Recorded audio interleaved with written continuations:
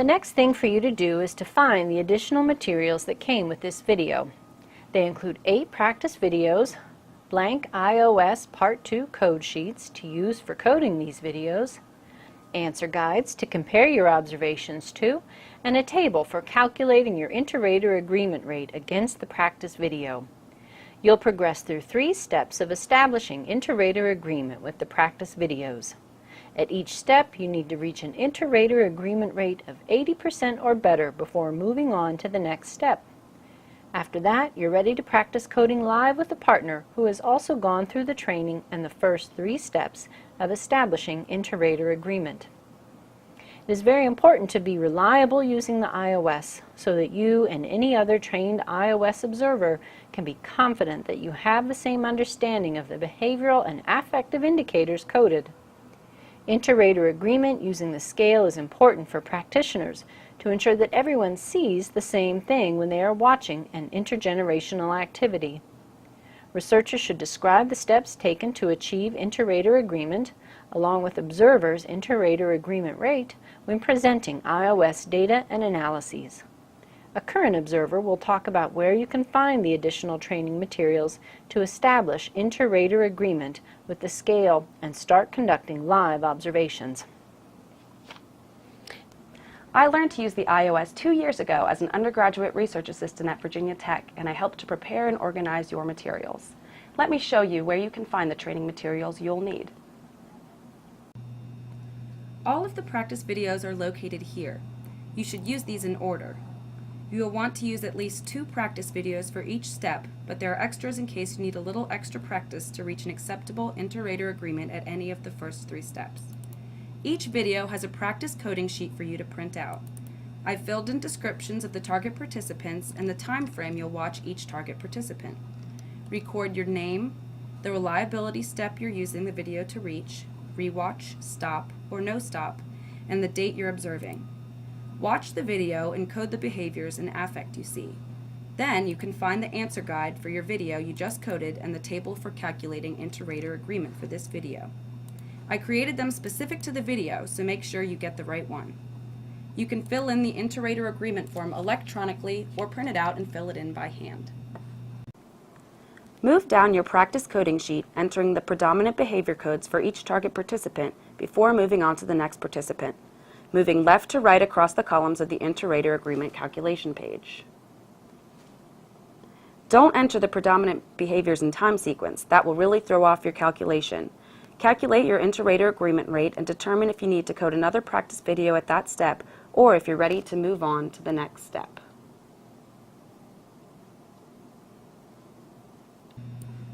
Once you reach 80% or better inter-rater agreement in step 3, you'll want to use the blank iOS forms and the inter-rater agreement calculation table. The blank iOS forms include part 1 of the scale. The top of part 2 of the iOS form includes an item for you to indicate whether you are collecting data to establish reliability coding live or if you are collecting data. Keep all your inter-rater agreement forms. You will need to send copies of these back to Dr. Jared at Virginia Tech as part of your user agreement in order to be authorized to start collecting data with the iOS. One more thing, if you're interested in calculating kappas instead of inter-rater agreement to indicate your observer reliability, we've included an Excel file for calculating predominance of behavior. You can find some notes on entering data into these files in the manual. If you are calculating kappas instead of agreement, you want to reach a kappa of 0.6 or higher before moving on to the next step. Kappa scores calculate the percentage of observer agreement and take into account the amount of agreement that could occur just due to chance, so it is a more stringent check of observer reliability. However, since everyone does not use Excel, we provide the inter-rater agreement calculation method as well. Here are some more pointers on using the iOS for data collection from another trained iOS observer. We have debated the value of coding live compared to coding from video, and still feel strongly that live coding is best. Some drawbacks of live coding include the need to actually be available and present when the scheduled IG activity takes place. The presence of an observer can be distracting to staff or participants, and if you don't bring a video camera with you, you can't stop and re-watch the time frame you just coded live. The main benefit of coding live is being able to move around the room to get the best view of multiple target participants' faces and bodies that can rarely be captured fully with video recording. Observers can also tune in to other environmental features that might affect participants and that would not be captured on video. It's also lower tech and less likely to cause technical difficulties. When it comes to being a good live observer, start by introducing yourself to the group if you're going to be noticeable in the activity setting. Let the group know why you're there and that you can't join them at the activity but can talk to people afterwards. A good way to describe your work might be, we're interested in seeing how things work when the children and adults come together, and we're going to make some notes about what we see. This can alleviate concern that staff might have about doing something wrong during the activity. Participants, especially elders in care settings, might also be nervous that you are testing them, so put their minds at ease. After introductions, we encourage you to think like a fly on the wall who blends into the background. Try to stand back from the group, but make sure you can see your target participant. This often means having to move so you can see faces and limbs clearly, so don't settle into a deep recliner to observe. Avoid making eye contact while observing participants. If a participant persists in trying to get your attention, respond gently to the invitation, explain that you are working, and can talk to the person when you are done working.